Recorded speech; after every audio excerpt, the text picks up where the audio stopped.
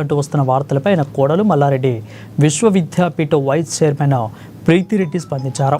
మా ఇళ్లపై ఐటీ అధికారులు సోదాలు చేస్తున్నారని వార్తలు అవాస్తవమని ఆమె కొట్టిపారేశారు.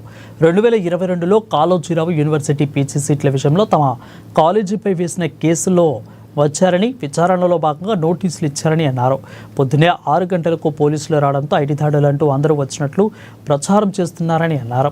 ఇక ఈ విషయంలో తమ యూనివర్సిటీలో అడ్మిషన్లు అన్ని సక్రమంగా జరిగాయని, ఎప్పుడు కూడా విద్యార్థుల విషయంలో అవకతవకలు జరగకుండా చూడడంలో మల్లారెడ్డి యూనివర్సిటీ జాగ్రత్తలు తీసుకుంటుందని తెలిపారు.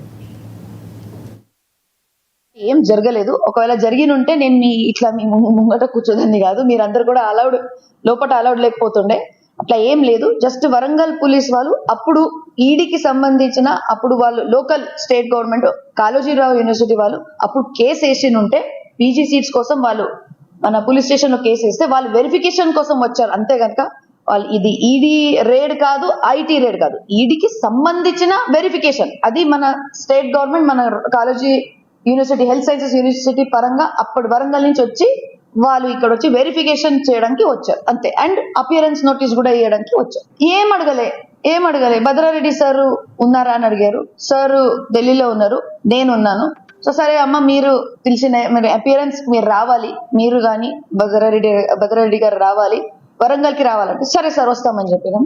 ఇంకా